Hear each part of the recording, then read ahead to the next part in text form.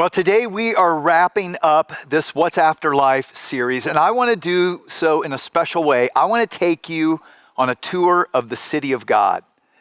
I want you to imagine that day when you take that tiny step from this life into the next life.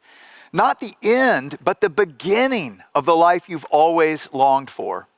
And that perspective, I hope, changes the way you live now. Because as we've been seeing, this life actually is continuous with the next life. You know, we've been saying that heaven is a gift. Relationship with God, you don't have to earn it. Anyone who wants it can have it. He wants you if you want him. All who call on the name of the Lord will be saved or set right with God. So heaven is a gift, but how we live this life really does affect the experience of the life to come. And that's why today I want to inspire you to live all out, fully surrendered to doing the will of God so that you live your best life now and forever. You know, John, Jesus' youngest disciple, writes in the book of Revelation about an experience he had, much like NDEs, near-death experiencers have. He had it in his old age. The risen Jesus appeared to him while he was exiled for his faith on the island of Patmos, and he's taken up into heaven and he's shown the city of God, the New Jerusalem. Listen to how he describes it. In Revelation 21, he says, "And he carried me away in the spirit to a mountain great and high and showed me the holy city, Jerusalem. It shone with the glory of God, and its brilliance was like that of a very precious jewel, like jasper, but clear as crystal. It had a great high wall with 12 gates, and with 12 angels at the gates. And on the gates were written the names of the 12 tribes of Israel. The angel measured the city with a rod and found it to be 12,000 stadia, which is about 1,400 miles in length, and as wide and as high as it is long. The angel measured the wall using human measurement, and it was 144 cubits, or 216 feet thick. The wall was made of jasper, and the city of pure gold, but as pure as glass. The foundations of the city walls were decorated with every kind of precious stone. The 12 gates were 12 pearls, each gate made of a single pearl. And the great street of the city was gold, but as pure as transparent glass. I did not see a temple in the city because the Lord God Almighty and the Lamb, Jesus, are its temple. The city does not need the sun or the moon to shine on it, for the glory of God is its light, and the Lamb is its lamp, and the nations will walk by this light, and the kings of the earth will bring their splendor into it. Nothing impure will ever enter it, nor anyone who does what is shameful or deceitful, but only those whose names are written in the Lamb's book of life." Now, I'll be honest, I used to read this, and I would have this picture of like a horrible 80s televangelist set, you know, like just cheesy gates with pearls and, you know, gaudy yellow brick road gold on streets, and it just did not appeal at all. And then I started to study what more and more NDEers describe, the very same place, but this is a world of mystical wonder. You know, they're describing something that is more real, more solid, but just like everything on earth is made of the earth, of dirt and wood and stone and elements of the earth, everything in heaven is made of the light and love and life of God. Which, trying to describe that is like trying to describe 3 dimensions of color in 2-dimensional black and white terms. It's just nearly impossible. And yet, as you listen to people who have died clinically and been resuscitated and experienced this city to come, it's a real city with real people and real beauty, but it's a place of mystical wonder. It's a place where those who love God get to live together forever. It's the place we will finally feel at home. Captain Dale Black was a commercial airline pilot, had a plane crash in Los Angeles. Everyone died.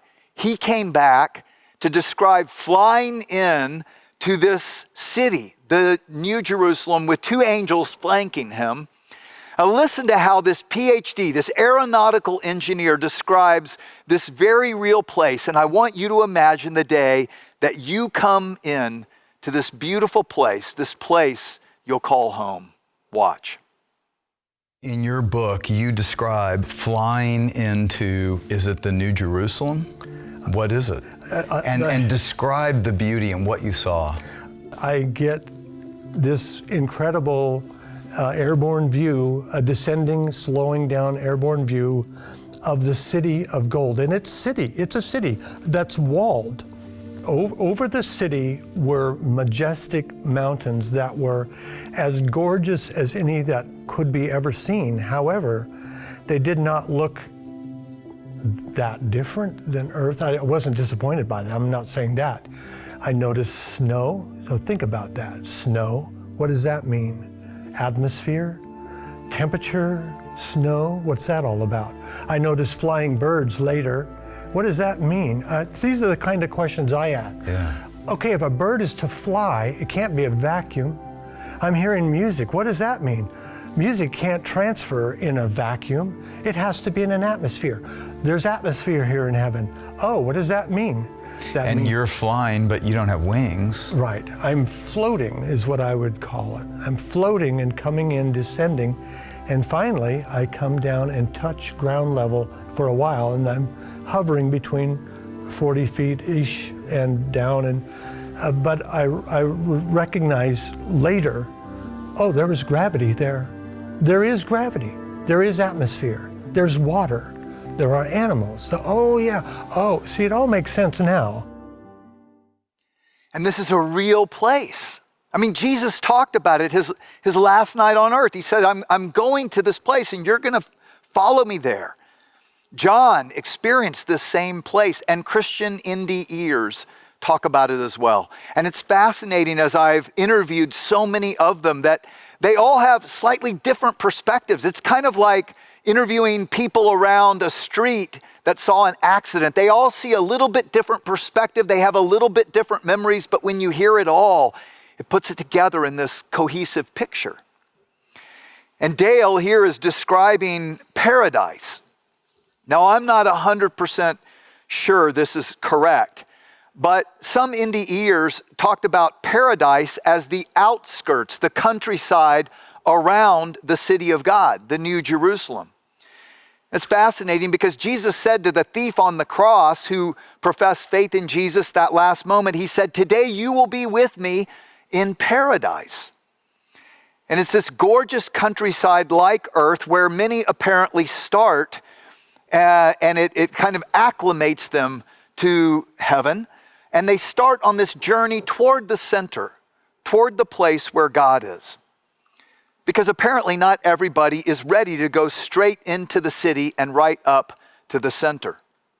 You know, Howard Storm, the atheist college professor that we heard from last week, who Jesus rescued out of this hellish experience when he cried out to him, he said they were headed toward this city, this incredibly brilliant light, when he just felt like he couldn't go any further, and they stopped. And right there, Jesus gives him a life review, and he learns a whole lot. He says, but I could still see far off this city, and in the center, this brilliant light and this multitude singing.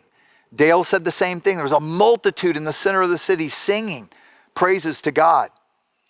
But Howard asked Jesus a question. He said, so what happens to people when they're going toward the center, but they aren't ready? And Jesus said, they freeze up. And Howard said, what do you mean they freeze up? And he said, they just lock up and they think about themselves and they work on their stuff. They want to move forward, but they're not ready to. Which I'm not totally sure how that all fits with what the scripture says, but I would say this. That's why to work on your stuff now. Work on it now. And the point, the goal is intimacy with God. The goal is full surrender, full harmony with the will of God. Because not everyone enters heaven in the same place of understanding, of knowledge of God or the will of God. You know, and apparently just like their prime properties here on earth, right? And those who have the most money or the most power, no matter how they get it, they can get the prime properties. Well, in heaven, there are prime properties too. The closer to the center of the city, apparently, the more spectacular the experience of the life of God you get. And the currency of heaven is the currency of faith and of love, of faithfulness to God. So not everyone immediately goes right into the city of God or right up to the center. Some apparently are not ready for it. Maybe they live on the outskirts, still enjoying all the amazing sights and sounds and wonders of the beauty of God's creation and relationship. But those who have lived more fully surrendered have a more full experience of heaven. Jonathan Edwards, a well-known theologian, said something very much like this. He said, in heaven, we will all be overflowing with the glory of God, the life and love and joy of God. But we won't all be overflowing with the same capacity. Some will have a small capacity overflowing. Some will have a large capacity overflowing. And that's why to work on full surrender to God now. Because I believe that's what all the talk in the Bible of the rewards of heaven is all about. Now, I know this bothers some Christians, but Jesus is absolutely clear that how we live this life really does affect our experience of the life to come. That this life is really just a test. It's just a test to see how faithful will you and I be with what God has entrusted to us now. All our money, it's just monopoly money. All our properties, they're just little plastic pieces.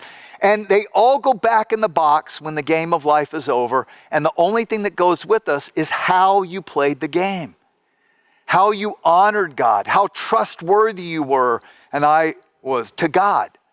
That's what matters most. And Jesus was very clear on this. Luke 16:9. Use your worldly resources to benefit others and make friends, Jesus said.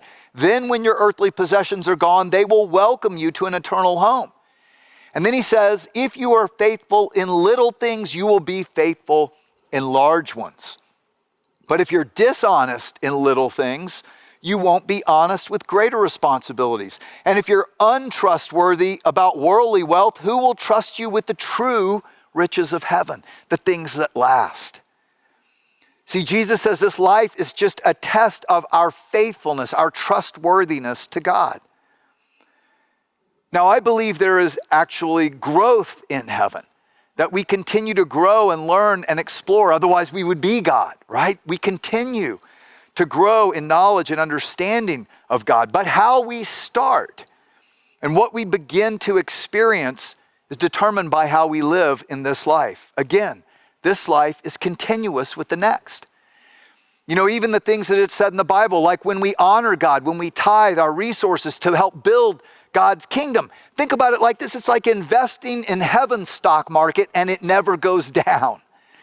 Or when we when we study the Bible to learn about the knowledge of God and the will of God, and we seek to be faithful to who God is and what he wants in little ways or in big ones.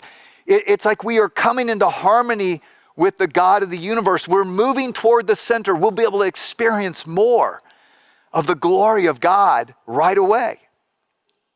So imagine one day you're coming up to this city. You're going to see your new home. Jesus talked about this too. He said, in my Father's house are many dwelling places. I go to prepare a place for you. It's interesting, in this are two Greek words. My Father's house is the word oikos. It literally means a larger dwelling place for the extended family and relatives. And then our many dwellings, mone, which can mean house or mansion or any size dwelling. In other words, it's all home to you. All of God's city is home to you, but you will also have your own special dwelling place, created for you uniquely by the one who knows you best. Can you imagine? Can you imagine seeing the home that was designed by the creator of the universe, who knows you better than even you know yourself? Imagine that as you listen to this. I could see, we'll start from foreground to back, if you like.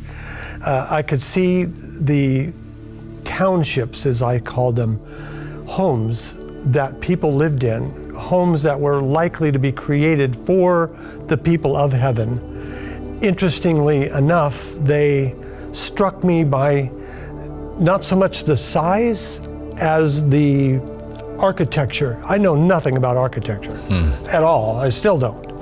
But I recognize that there was something divine about the architecture of the buildings. There were small, what we would call like condos here. There were single family residences that we would call here. There were huge palaces. And I could see that, but and this is all inside the wall? On the other side of the wall. I saw none of this. And how big is this city? I mean, can you tell? I could not tell, other than it was beyond the horizon both directions. There's countryside inside, so that it's gorgeous, beautiful, all of the adjectives times 1,000. So just imagine your excitement about you're going to enter in and get to explore this incredible city, and it's huge. I mean, John in Revelation 21 said the angel measured it in human measurement 1,400 square miles and as tall. It's a mysterious city. It's clear as crystal. Some indie ears described it as like this clear, transparent crystal palace, but it's gold too, which doesn't make sense, but it's also made of love, woven together. Mystery beyond our dimensionalities. But it's also half the size of the United States, the footprint, and that tall in 3 dimensions. So it's big enough for all humanity, really. And your welcoming committee, they're so excited to show you around. They want to show you the home they've been working on for you under the master designer who knows you best. So imagine you start to go up toward the wall to enter the gate. Betty Maltz, a Christian who died and was resuscitated, describes what it felt like coming up to the entrance. She said, my emotion was a combination of feelings: youth, serenity, fulfillment, health, awareness, tranquility. I had arrived at where I had always dreamed of being. The wall to my right was higher now, and it was made of multicolored, multi-tiered stones. A light from the other side of the wall shone through a long row of amber-colored gems several feet above my head. Topaz, I thought to myself. I not only heard singing, I felt the singing, and I joined the singing. And suddenly I realized I was singing the way I had always wanted to, in high, clear, sweet tones. The voices burst forth in more than 4 parts, but also in different languages. I was awed by this because I could understand them all. The angel stepped forward and put his palm, the palm of his hand, upon a gate which I had not noticed before. About 12 feet high, the gate was a solid sheet of pearl with no handles and some lovely scroll work at the top of its Gothic structure. The pearl was translucent so that the atmosphere inside the city was somehow filtered through.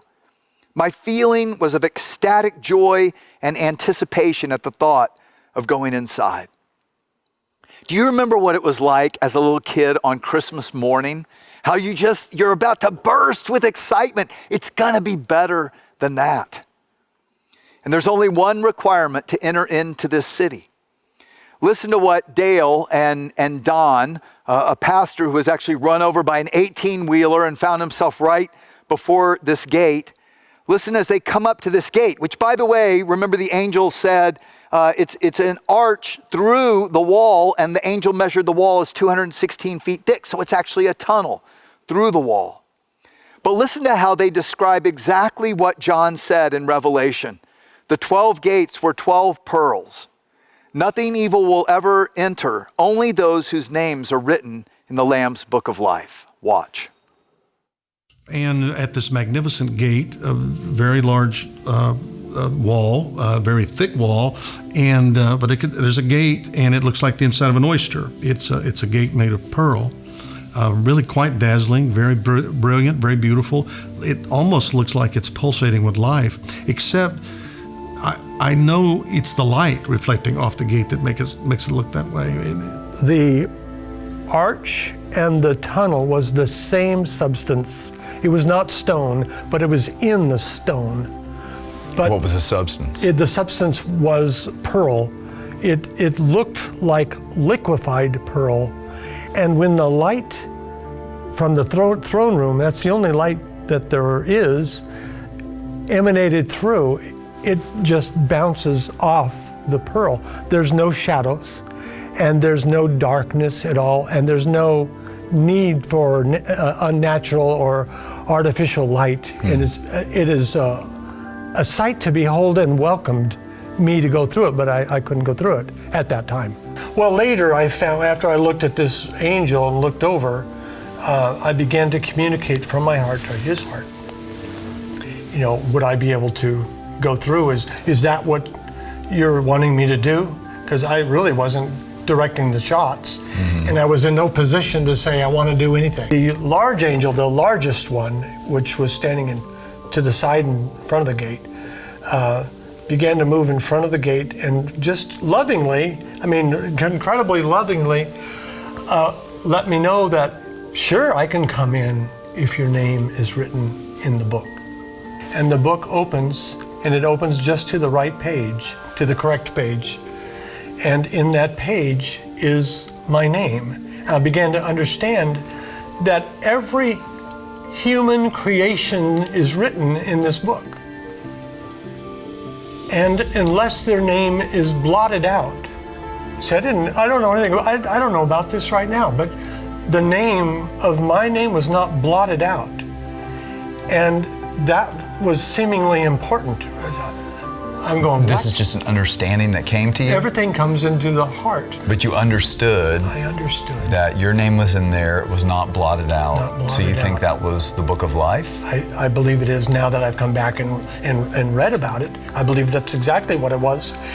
And the first date was March 21st, 1949. I didn't recognize that date. And then there was June 27th, 1961. And that'll date me, but I don't care. You know, that dates me, but these are two dates that I couldn't, for the life of me, figure out their significance, and they're connected to my name. What's that all about? And everybody that's there, my two angels, the two other angels that are there, my welcoming committee's over there, everybody's just joyous. They're so full of love and joy. And I'm not worried, but I'm wondering what all this is and what are these numbers and what do they mean? And then I begin to understand, oh, this is the day of my creation. This is when God created me. Not your birthday, before that. Yeah, not my birthday. But And the when second date? And the second date was the day I received Jesus into my heart and life. And Jesus promised all this. In Revelation chapter 3, Jesus says, I will never erase their names from the book of life, but I will announce before my Father and his angels that they are mine. They are mine. See, that's the most important question. Are you his? Do you belong to him? And like we've been saying this whole series, if you want him, he wants you. All you have to do is tell him. And what Jesus did was died on the cross to pay for your sins, to make you worthy to enter in, because he pays for all our wrongs. Do you belong to him? If you don't know that for sure, give him your heart today. So imagine you're coming up to enter in. And they all say the same thing. Here's what Don Piper said as he was about to enter in. I continued to step closer to the gate, assuming I would go inside. My friends and relatives were all in front of me, calling, urging, inviting me to follow through this iridescent gate. As we came closer, the music increased and became more vivid. The closer we got, the more intense, alive, vivid everything became. Just as I reached the gate, my senses were even more heightened. I felt deliriously happy. Imagine that day, like Christmas morning, but so much better. And you go through the gate and you enter into this city bursting with life. You see gardens and parks and streets and trees and amphitheaters, but all of this otherworldly substance, not unlike earth, but new as well. You're trying to take it all in, and your relatives or your friends are showing you around, and then they bring you to your house. They've actually been helping construct it under the design of the great designer, God himself. And he has constructed something uniquely for you, perfectly suited for your taste. I mean, imagine that. And you notice as well that there are different homes from different periods of human history, all beautifully designed, perfectly suited for each inhabitant. And you know, one of the most fascinating near-death experiences I studied actually came from the 1890s, way before medical resuscitation. Rebecca Springer talks about her brother-in-law showing her home that he had been a part of helping build for her and her husband, who hadn't come yet because he hadn't died yet, but many of her relatives had. And she described her home as this beautiful two-story with verandas, two-story verandas wrapping around, and marble columns and exquisite sitting rooms, things that you would love in the 1800s, maybe not now. And then she talked about how her relatives had homes nearby and how they would visit in each other's homes, and they would go and enjoy a day at the lake nearby. Yes, they're lakes, but get this, full of the water, the living water of God. In these lakes, you don't have to hold your breath. You can breathe underwater, and when you come out, you're dry, and you have this cleansing experience, this exhilarating experience that many NDEers say is like a healing. And by the way, all this is in the Bible, in the book of Revelation, and you can explore more of it in Imagine Heaven. It's wondrous, mysterious, but it's real. More real, they say, than this life. And then imagine Jesus comes and he explains to you the work that you'll be doing. Work? I thought this was retirement. No, there's work, but it's work when work is your passion. You know, have you ever had that kind of feeling when, you know, you're just in the zone? That's what it's going to be like. You know, in fact, Colton Burpo, a 4-year-old kid who had a near-death experience, once his father, who's a pastor, finally believed this was real, he asked him, he said, "What was your favorite part of heaven?" And Colton shocked him. He said, "My homework." He said, "Homework?" He said, "Yeah, Jesus would come and give me assignments to do. That was my favorite part." See, work in heaven is glorious. It's like when you've gotten lost in a project, when you're just in the zone. You know, I watch my son right now as he has created a business around his passions, music and vocal coaching, and he just gets lost in it. Just time is irrelevant, right? You know, when I wrote Imagine Heaven, it was like that. I got lost in the wonders of putting all this together. It wasn't like work. It was like time came to a standstill. That's the work of heaven. But by the way, you can start to experience it now. As you follow God, as you develop the gifts and passions he's given you, as you don't give in to fear, but you boldly follow him into what he's created you for. But there is work and responsibility in heaven. It's what we were created to do. You know, in Genesis 1, before the fall, before sin, before the frustration and decay and disease and computer viruses happened, work was blissful. It's what we were created to do, to co-create, to oversee with God. Listen to how Dr. Mary Neal describes the people inside the city busy about God's work. So coming up to this dome structure, maybe, was it a city? Could you tell? Was there something inside? Well, was there an entrance into it? There was an entrance. It was a big arched entrance and a wide threshold. What did that look like, that entrance? Well, similarly, it was almost like the old Roman block arches, but again, these blocks were seemingly solid looking, but not. They were really woven together with love, which Hard to is describe. nonsensical. But But that's, you were aware of a structure, yes, an arch. it seemed structural to me. And was there, And the gate of heaven or a It gate? wasn't, there wasn't a gate. When It the was gate- just an archway. Yeah. And I would say again that if I had any inclination that I was coming back, I would have tried to make more mental notes, because many of the questions are the same questions that I ask myself now. And I will say that I was able to see many, again, people, angels, spirits, I'm not sure, very busy. And I don't know what they were doing. Inside the archway. Inside, they were all very busy. I don't know what they were doing, but they were doing something and clearly doing God's work. Clearly doing God's work. I mean, imagine, if you love to create, imagine being asked to create for the president of the universe to display your work. Imagine having all the time in the world for that music or that art that you never had time for on earth. Imagine all the time in the world to research, explore, discover, develop, build for the great builder, the great designer, the greatest scientist of the universe.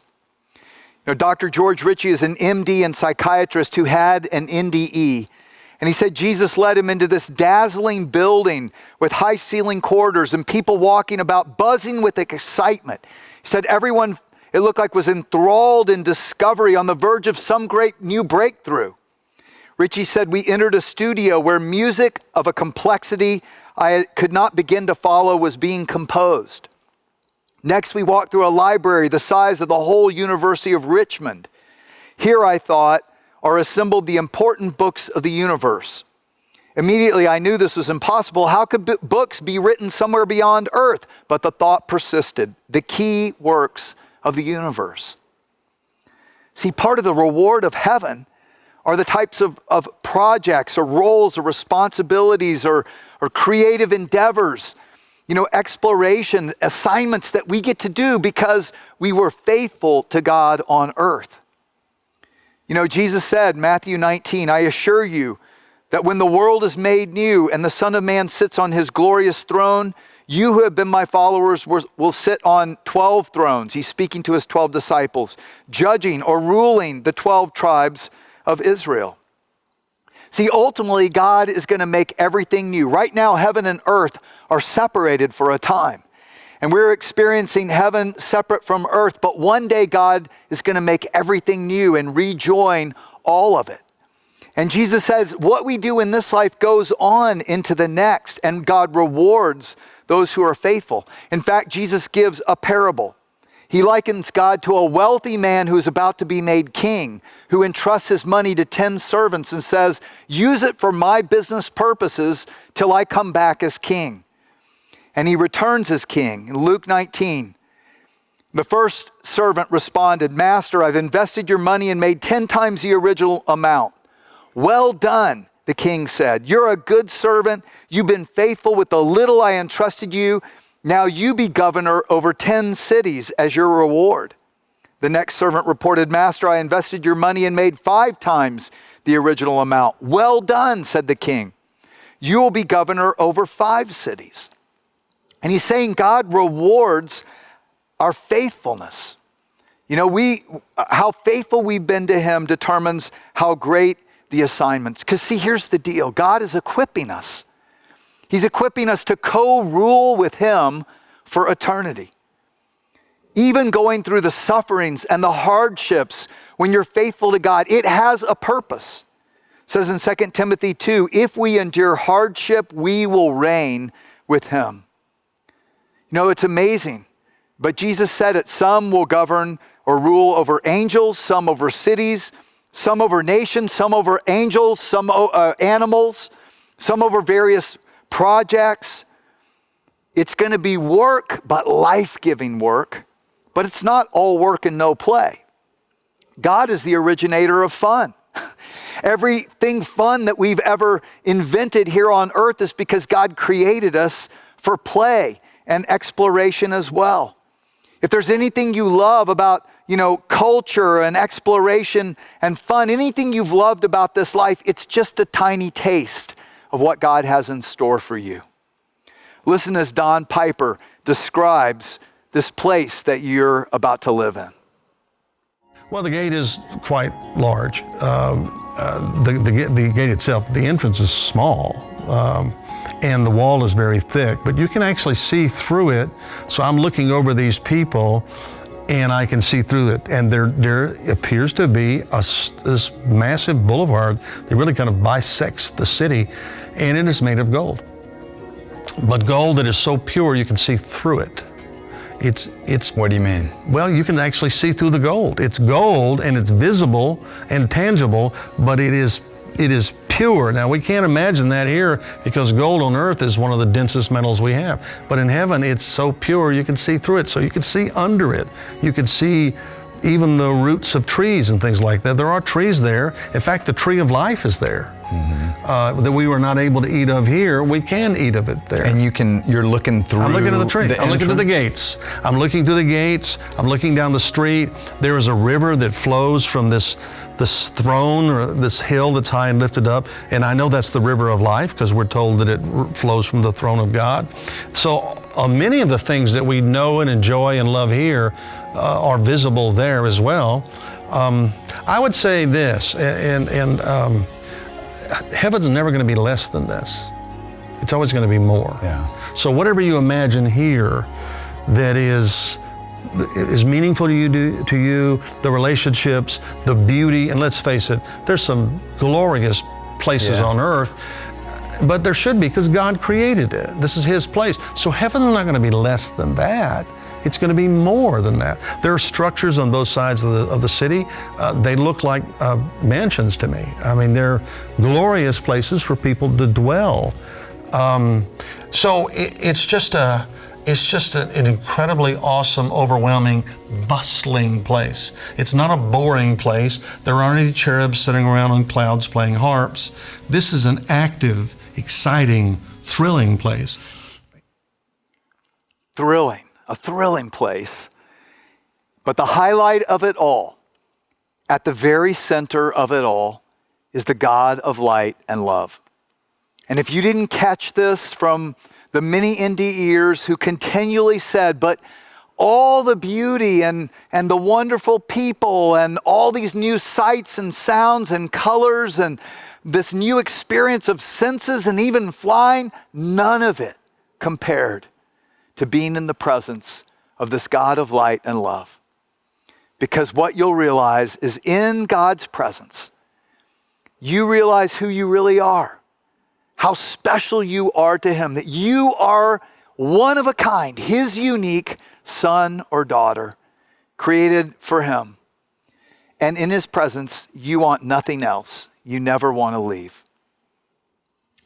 And that's true today as well as it will be then. So keep moving toward the center, toward God, toward intimacy with God, toward harmony with knowing God and knowing God's will, because one day soon, you will find your name in the book of life and you will go through that gate and you will hear the King say, "Well done, good and faithful servant. Now enter into my joy."